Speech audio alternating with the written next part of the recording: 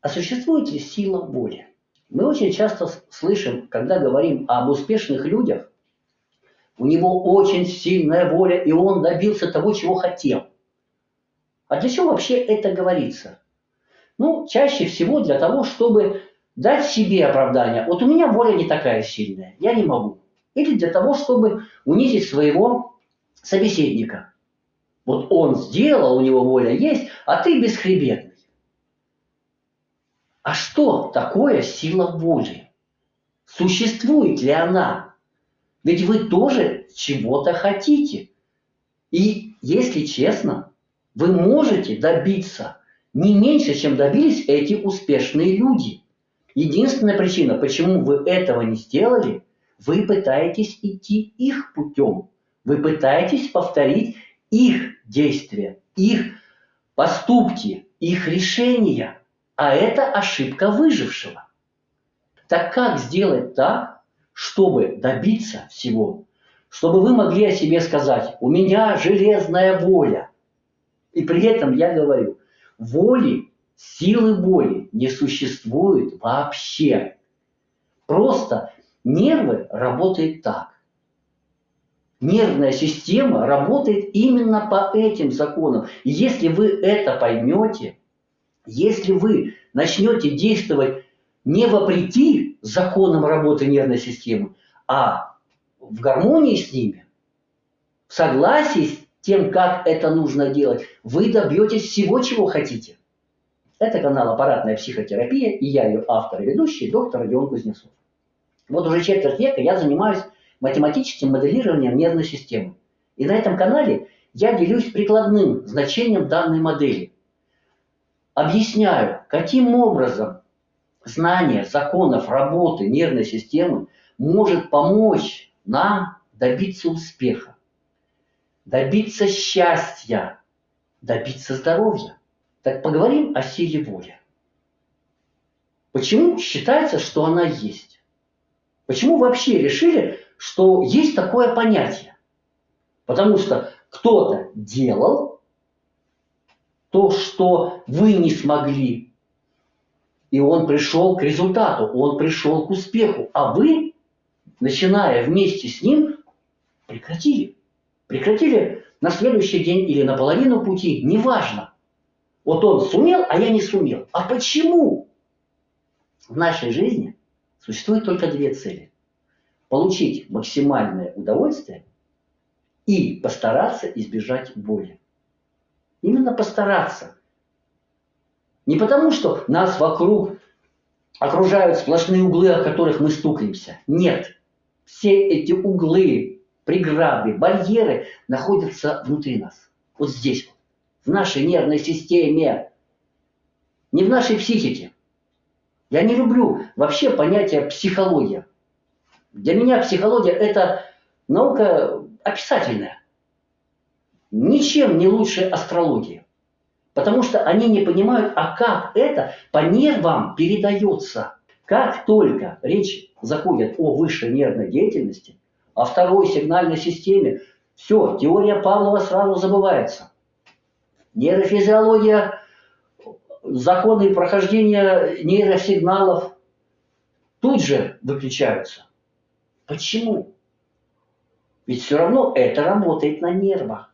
Это работает за счет работы нервной системы. И именно законы функционирования нервной системы определяют, что силы воли не существует. Есть люди, которые получают удовольствие от данного процесса. Есть люди, которые получают дискомфорт, боль от данного действия. Есть люди, которые получают и то, и другое, но в разных пропорциях. И все. Тот, кто получает удовольствие, он дойдет до своей цели всегда. И даже речь о том, что чего бы это ему не стоило, не идет. Потому что для него это ничего не стоит. Для него это удовольствие. Если же вы испытываете боль, дискомфорт от того, что вы будете к этой цели идти, вы даже ставить перед собой не будете. Да не хочу я этого, мне это не нравится, я это не люблю, я это ненавижу. Но суть-то та же самая. Вы испытываете боль, когда идете к этой цели. Когда вы думаете об этой цели, безразлично, вы испытываете боль. Если же у вас рефлексия расположена так, что, ну да, хорошо бы этого добиться, это было бы приятно, но в то же время, ну, я подумаю об этом завтра. Это значит, что вы одновременно испытываете и удовольствие, и боль. И поэтому вы бросите эту цель. Вы не дойдете до конца пути. И вы скажете, что у меня нет силы воли. Вот у того-то было, а он добился. А что делать? А можно ли как-то это победить? Ну, для начала давайте разберемся, а почему так происходит? Почему вы испытываете боль, а ваш кумир – удовольствие, счастье, радость от одного и того же? Ведь даже люди, которые вас окружают, кому-то из них нравится смотреть фильмы, а кто-то с большим удовольствием читает. Кто из них хуже, кто из них лучше? Да никто. Один получает удовольствие от телевизора, второй от листочка бумаги. И все. Так все-таки, почему это происходит? Дело в том, что по нашей нервной системе протекают только электрические сигналы. Все, больше ничего. Только электричество. Все наши знания, весь наш опыт – это результат формирования связи между нервными клетками. Образование огромных рефлекторных комплексов. Но этот рефлекторный комплекс должен энергоснабжаться. Это те же самые нервные ткани. А по ним идет только электричество. А откуда это электричество берется? Единственной структурой, которая электричество вырабатывает, это рецепторы. Это очень маленькие, очень мелкие образования, которые превращают в электрический сигнал любой вид энергии, который их окружает. И наши рецепторы можно так очень грубо разделить на две большие категории. Это внешние рецепторы и внутренние рецепторы. Внешние реагируют на изменения энергии внешней среды, солнца, воды, земли, а внутренние на изменения состава нашего организма. Но сильное изменение химического или физического состояния нашего организма мы воспринимаем как боль. Если откуда-то с печени идет много сигналов, у нас печень колет. Правильно? Значит, энергия для работы нервной системы мы можем взять только из двух источников. Это окружающий нас мир и боль, болезнь. Все, других вариантов не существует. Больше электричества в наш организм не поступает ниоткуда. И значит, каждый раз, когда срабатывает вот этот огромный рефлекторный комплекс, наши знания, то мы об этом вспоминаем либо с радостью, либо с болью. Если мы об этом вспоминаем безразлично, значит, это как-то перемешаны, эти ощущения. И оттуда, и от внешних рецепторов, и отсюда, от внутренних рецепторов.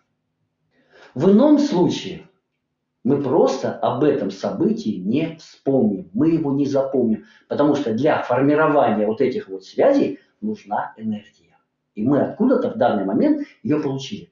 Почему зачастую в день сурка одно и то же, и мы даже не можем вспомнить, а что было вчера, что было неделю назад, месяц назад? Да потому что не происходит никаких выбросов энергии, не образуются новые связи, и это не запоминается. И этот момент просто из жизни вычеркивается, мы его не помним. Теперь понятно, что каждый раз, когда вы ставите перед собой цель, вы ее сравниваете со своим опытом. И сразу вы определяете, а откуда пойдет этот опыт? Из боли или от счастья? Если от счастья, да, вы готовы сразу начать действовать, вы готовы идти к этой цели. Если от боли, вы 100 раз подумаете, вы будете откладывать. Или вообще не будете делать. Только потому, что это приносит вам дискомфорт.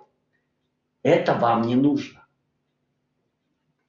Если же вы все-таки начали делать, то вы бросаете. А почему? Я же сказал, что по нервам идет электричество. А электричество, оно все равно. Оно нейтральное, от боли оно получено. Или от счастья. Это электрический импульс. Нервный импульс, электрический импульс. Но он одинаковый. Почему же от боли мы не хотим получать? Да потому что, во-первых, энергия, которую мы можем получить извне, ее в разы, может быть, на порядке больше, чем ту, которую мы можем получить из своего организма. Сравните энергию волны и энергию панориция. Да, панориция намного больнее, но энергию он даст по меньшему количеству волокон. Но есть и еще один момент. Внешнюю энергию мы просто получаем. Наши рецепторы просто получают то, что им природа дает. А внутренние рецепторы должны получить энергию от изменения состояния нашего организма. Но чтобы это состояние изменилось, туда нужно приложить энергию. И значит, пойдет поток энергии на создание этой боли. И получается, что мы вместо того, чтобы жить, вместо того, чтобы достигать своих целей, достигать успеха, счастья, мы эту энергию пускаем на формирование боли. И когда мы идем к цели, которая доставляет нам дискомфорт, мы истощаемся. Именно по этой причине. Потому что эта энергия должна уйти на зарядку боли, на зарядку очага боли, а не на то, чтобы достичь. И поэтому человек, который не испытывает боли, он просто идет к своей цели, он ее достигает, он ее получает. А чем больше боли вы получаете, чем больше боли вы формируете, тем больше энергии уходит именно на это, а не достижение цели. И поэтому считается, что вы человек безвольный. А можно ли это каким-то образом изменить? Да, конечно, можно. Я же сказал, что наша цель – получить удовольствие и избежать боли. Просто поставьте те цели, которые приносят вам удовольствие. Как это сделать? Да элементарно. Вот запишите, чему вы хотите. Можете записать 10 целей, можете 200, 1000, неважно. Это только первый шаг. А потом над каждой строчкой подумайте, а сделает ли вас достижение вот этого, если вы будете это иметь, если вы это получите? Будете ли вы счастливы сегодня, завтра, через 10 лет? И только в случае, если вы скажете «да», то вы поставили правильную цель. Она приносит вам счастье. Вы думаете о ней, и вам уже хорошо. Если же вы сомневаетесь, или тем более говорите «да ну не хочу», потом «не хочу, неохота», это не ваши цели. Это цели, навязанные вам обществом. Вычеркивайте их без всякого сожаления. И тогда, если из этих вот 200 строчек останется одна, это прекрасно. Некоторые мои пациенты говорят, да я исписал полтетради, я все вычеркнул. Я не знаю, чего я хочу. Попробуй еще раз. Подумай, чем ты хочешь заняться сейчас? Вот ты сейчас, если ты ничего не хочешь, значит сейчас ты в таком положении пассивном. Вот чем бы тебе сейчас хотелось заняться? Порисовать. Заплести косички. Сходить на маникюр. Сделать себе красивый маникюр. Поиграть в футбол. Да какую угодно. Что бы вы сейчас хотели? Подумайте. Если вы находитесь в глубочайшей депрессии, то это упражнение будет для вас очень сложным. Если же вы более-менее здоровый человек, на сегодняшний день в депрессии находится 95% населения. Поэтому будем говорить так, если вы находитесь в глубокой депрессии, то это упражнение будет для вас очень сложно. Если все-таки более-менее какая-то энергия у вас есть, то вы сделаете, вы сумеете написать, вы сумеете найти. И тогда, достигая этой цели, вы можете перевернуть горы. Более полно весь этот алгоритм я описываю в других видео. Как стать успешным. Здесь только первую часть. Постановка цели. А что делать, если вы хотите этой цели? Очень сильно хотите, но откладываете. Это значит, что вы испытываете и удовольствие, и боль. А можно ли убрать боль и при этом оставить удовольствие? Можно. Все формы медитации, аффирмации пытаются это сделать. Именно пытаются. Их задача сформировать новый рефлекторный комплекс источником энергии, который будет удовольствие, а не боль. Внешние рецепторы, а не внутренние. Мы можем его сформировать, правда? Именно так нервная система работает. Связи могут образовываться всю нашу жизнь, каждую секунду. Была бы энергия. Ну хорошо, у вас получилось. Вы сформировали новый опыт, который содержит своим источником удовольствие. А кто сказал, что старое-то исчезнет? Да он никуда не исчезнет.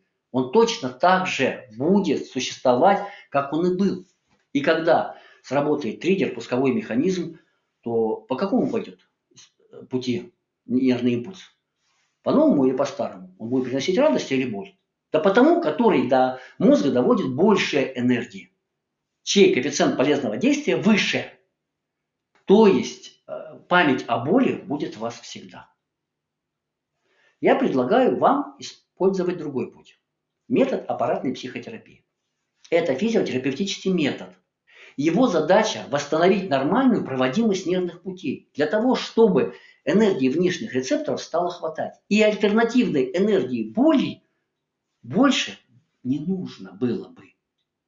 Как проводится аппаратная психотерапия? Вы надеваете наушники и слушаете вот это гудение и продолжаете заниматься своими делами. Все остальное аппаратная психотерапия делает сама. Она восстанавливает работу нервов. Количество энергии, поступающей в мозг, увеличивается. И вы сначала чувствуете, что вы стали более работоспособным, более энергичным. Потом эмоции за этим подтянутся. Почему я говорю об эмоциях? Да потому что эмоции – это индикатор количества электрического тока, поступающего в наш мозг. Чем больше поступает, тем более мы счастливы. Чем меньше, тем более мы апатичны. Попробуйте провести сеанс аппаратной психотерапии. А почему попробуйте? Да потому что после регистрации на сайте 5 суток вам дается бесплатно. Чтобы вы на себе проверили, работает ли эта методика. Если вы будете соблюдать инструкцию, то поможет. Если нет, ищите свой способ достижения успеха. Более подробно о том, как работает наша нервная система, вы можете прочитать в книге «Медицины, которой нет». Ссылки в описании. Проводите сеансы аппаратной психотерапии. Изменяйте свою жизнь. Идите к успеху. Поймите, что нету силы воли, есть только стремление к получению удовольствия. И если ваша цель будет приносить вам удовольствие, вы добьетесь любых целей. Будьте здоровы, будьте счастливы, будьте успешны.